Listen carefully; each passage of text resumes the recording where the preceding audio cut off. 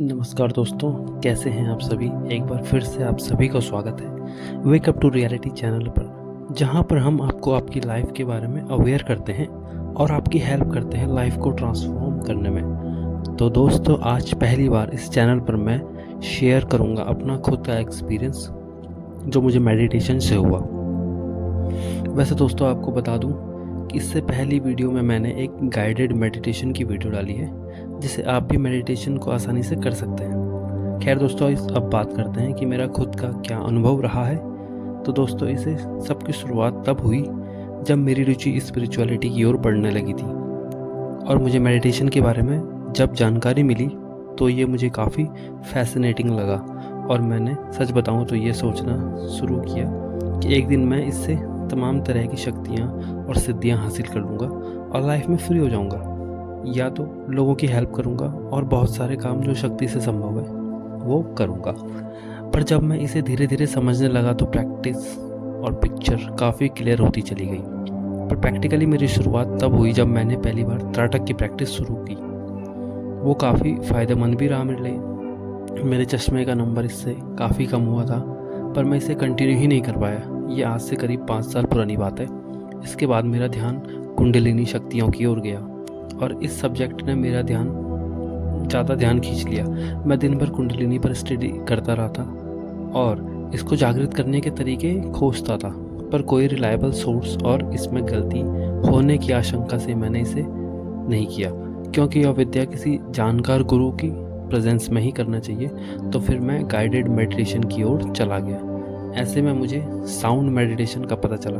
फिर मैंने मेडिटेट करना शुरू किया, और इस मेडिटेशन में मुझे बहुत ही जल्दी सफलता भी मिल गई। इस मेडिटेशन में शरीर के भीतर से आ रही आवाज़ों पर फोकस करना होता है। जैसे जैसे आप शांत होते जाते हैं तो सबसे पहले आपका ध्यान आपकी हार्ट बीट की ओर जाता है, क्योंकि वो बहुत ज़्यादा बेस के साथ सुनाई देती है और आपकी पूरी बॉडी उसके साथ रेजोनेट करती है, और वो आपके पूरे शरीर को हिला देती है। ये फील कर सकते हैं आप। उसके बाद हमें और गहरे ध्वनियाँ सुननी होती हैं, जिसके बारे में हम लोग अवेयर ही नहीं होते हैं। तो जैसे जैसे ध्यान गहरा होता है तो एक साउंड और सुनाई देता है। वो साउंड होता है कुछ ऐसा कि मैं अभी भी चाहूँ तो उसे सुन सकता हूँ, और कभी भी मेरे दाएं कान की ओर वो आता रहता है। तो एक साउंड सुनाई देता है जैसे झिंगुर की आवाज़ हो रही हो, या किसी को कुछ अलग सुनाई दे सकता है। तो कुछ टाइम तक मुझे लगातार यही साउंड सुनाई दिया, और ये इतना साफ़ होता था कि बहुत शोर में भी सुनाई दे जाता था। उसके बाद यही 2 साउंड मैं सुनने लगा, लेकिन अब कुछ और चाहिए था। तो एक दिन अचानक से उसी झिंगुर की आवाज़ एक रेडियो सिग्नल जैसी फ्रीक्वेंसी या कुछ साउंड, ऐसा कुछ कह सकते हैं, उसमें बदलने लगी, जो काफ़ी तेज़ और बारीक सी थी। हल्का हल्का सा ध्यान इधर उधर हुआ नहीं कि फिर से वो गायब। कई दिनों तक सुनाई भी नहीं देती थी, पर कभी कभी वो साउंड सुनाई दे जाता था। लेकिन वो साउंड एग्जैक्टली मैं कैसा है वो बता पाना मुश्किल है। रेडियो सिग्नल तो इसे बोलने के लिए कहा, क्योंकि वो साउंड बहुत ही अजीब है और ऐसा साउंड कभी सुना ही नहीं। खैर, काफ़ी समय तक ये सिलसिला चलता रहा। फिर से मैंने एक दिन ये मेडिटेशन ओम मेडिटेशन से चेंज कर दिया। काफ़ी समय तक ये भी चला। फिर मैंने ईशा मेडिटेशन किया, वो भी काफ़ी समय तक चला। फिर मैंने ब्लैंक मेडिटेशन किया, जिसमें आपको बस अपनी भौहों के बीच में, जहाँ पर थर्ड आई बताते हैं, वहाँ पर फोकस करना होता है। इस मेडिटेशन में भी मुझे काफ़ी अच्छे अनुभव रहे। जैसे मेरे चेहरे पर बहुत सारे सेंसेशंस होती थी जो मुझे फील होने लगे। मेरे गले के दाएं हिस्से और बाएं हिस्से से एक एक तरंग उठती थी, और चेहरे से होते हुए वो दोनों तरंगें बाईं और दाईं ओर से मेरे फोरहेड के रास्ते थर्ड आई वाले सेक्शन में मिलती थी। उस समय तो मुझे लगने लगा था कि शायद थर्ड आई ही ओपन हो रही है, पर बाद में पता चला कि थर्ड आई में थोड़ा ज़्यादा प्रैक्टिस लगती है।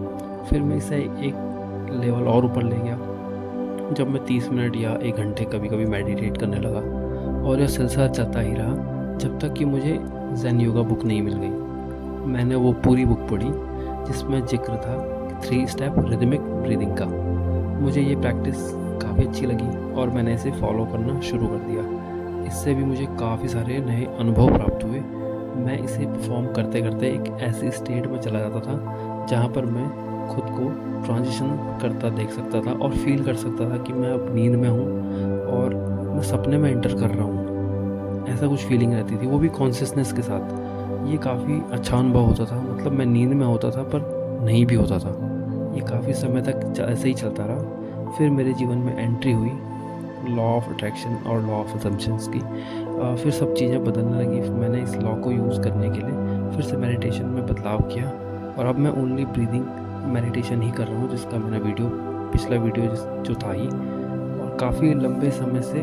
और मुझे इसमें जुकाम की समस्या भी रहती थी, तो वो भी इस मेडिटेशन की मदद से समाप्त हो गई। और भी बहुत सारे हेल्थ रिलेटेड बेनिफिट्स मुझे मिले इस मेडिटेशन से। जैसे मैं कभी भी चाहूँ तो थॉटलेस स्टेट में जा सकता हूँ और धीरे धीरे इसकी ड्यूरेशन अब बढ़ती रहती है, और इससे मैं अपने थॉट्स को मैनिपुलेट कर सकता हूँ। देखा जाए तो मेडिटेशन के इतने सारे फ़ायदे हैं कि सोच भी नहीं सकते। तो दोस्तों, आप भी मेडिटेशन शुरू कर दें ताकि आप भी एलओई जर्नी फ्लॉलेसली आगे बढ़ते रहें। तो दोस्तों, आज की वीडियो आपको अच्छी लगी हो तो प्लीज़ लाइक करें, चैनल को सब्सक्राइब करें, और मिलते हैं दोस्तों आपसे अपनी अगली वीडियो में। तब तक के लिए थैंक यू सो मच दोस्तों।